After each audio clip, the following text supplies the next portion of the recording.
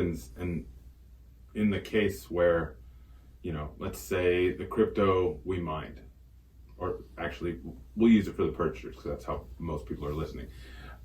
Somebody purchases it at $1, it's within the calendar year. And then at the end of the year, before the fiscal, right at the end of the fiscal year, it's worth, 50 cents. Are they able to write down that loss? Because it's treated like stock, they can't? No. Okay.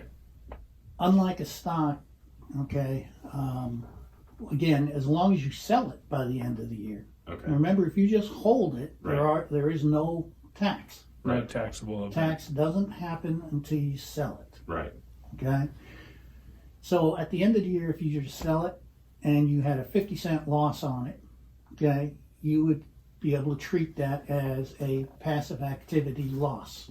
But only if we sold it, that making it a taxable event. Right. If you're just holding it and it goes down, well, you have no gain or loss yet because you haven't suffered it yet. You haven't. And so if it went to $10 and we bought it at $1, we don't have to worry about the taxable event until we actually sell it. So we don't have to worry about that gain of $9. That is correct. Okay. What if you're doing, I mean, I don't know how far into crypto you are, but if you know about like some of the swaps or some of the exchanges offer coin to coin exchanges, is that a taxable event in that case? That's actually, the next question on here. Yeah. Oh, wow. Yes, in fact, there is a tax associated with that. If you, let's do the swap first, trade one type of cryptocurrency for another. Yeah. That's the same thing as a sale and a purchase. Gotcha. So you have to again show the sale versus your purchase price, and then the new coin becomes a new asset. What was it valued at the time? Oh, we might be doing a lot of taxes this year too. And when you're looking at this, you have investors, you have miners, and then in the miner situation, they may have leaseors. Yep. Then you may have things like airdrops. Yeah. You might have staking. Yep. Okay. Well, the airdrops are simply when a hard fork happens, you may end up with another type of cryptocurrency given to you. Yeah. And at that point, that's income.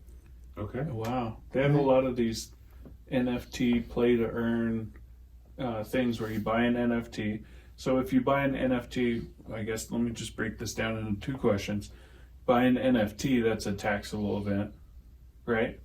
Or sell one, correct? Purchasing any type of crypto currency is never taxable.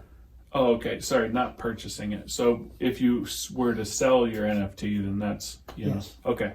But But what you're saying is that if you get an NFT, like you buy one or you get one airdrop to you.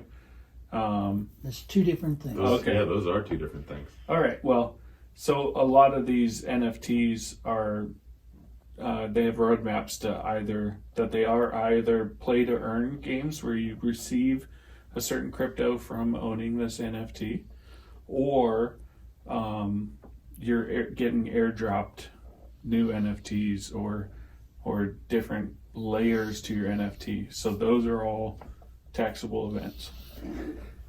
How do we stop this? I'm just kidding.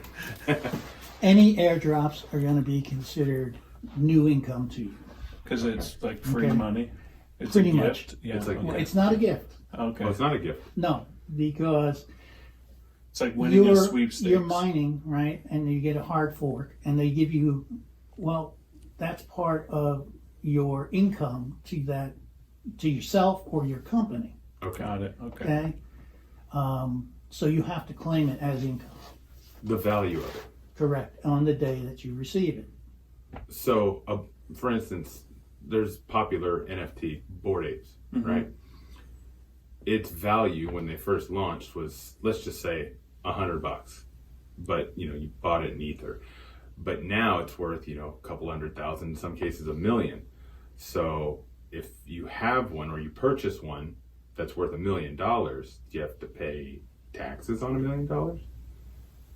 You never pay tax on a purchase. Exactly. Okay? But what if it's airdropped? I mean, that would be a hell of an airdrop. But Well, if it's worth $1 million and it's airdropped, it's income. You're going to pay income tax on that. which would be how much? Or what's the range? It depends It on depends on how you file, huh? Yeah. right on the bracket you fall into. Got it. And so when they sell that, they just are subject to the capital gains. That's a second tax. That's Yeah, the second tax. correct. Yeah. Damn. Okay. Hey, why are we getting double taxed on this? Well, they're two different events. It's similar to stock in that way. Yeah, Yeah. if you were to be paid stock as part of your income, Mm-hmm. you would be taxed on it Right. at the time you receive it. So then later on, when you sell the stock, you're going to get taxed again for the capital gains on that Yeah. or loss. And the other way that you can end up having income is that staking, where you lend your cryptocurrency as collateral for loans to be issued out. Yeah. Oh, You'll- that's I have it- questions about that. You'll, Well, so you'll get interest on that, There's and a that interest is taxable as Wow, interest okay. income. okay. So we're staking Toko right Currently, now. we're in a 30-day lockup period for Toko. This one, cryptocurrency. Yeah. And it's returned something like 25% 25 over a year, so Yeah. it's like going to be 2% So having said that, for the month. Is it being treated as interest? We're not lending it. we're not lending it. We're Per just se. staking it. When you stake it, Yeah. how are you doing? What's the mechanics? You go into within the app that we're using. You go into a staking pool. Cool. Yeah, you delegate it to be staked, which means that you just put it inside of a pool and then you lock up that amount, and then it. So I don't think they're lending it. Well, But I'm what are you putting in that you're being remunerated for? Our initial crypto that we own, Yeah. that we Correct. purchased. Okay. Right. Okay. Okay, so you are putting that up for them to use to lend out. Not necessarily. Where's the not necessarily coming from? Well, because it's not about them lending it out with staking. Sometimes it's used as like voting delegations, or sometimes it's Well, here's the thing. What Yeah. they're using it for may not be of any consequence to us as a taxpayer. No, yeah. it's the fact that you're being remunerated for the use of that. Got it. Okay. And normally that's considered interest. Yeah. Regardless of how their use case is. And Yeah. so you'll be claiming that as interest Damn. on your return. Yeah. Okay. I get that. We don't want to. No, We don't want to get that. I don't want to stake anymore. Well, we do. Yeah. Well, okay. So my question for you then, to follow that up, if you move the same type of cryptocurrency from one wallet to another, is that a taxable event? 'Cause Are I'm you here- changing anything? In other words, let's say you had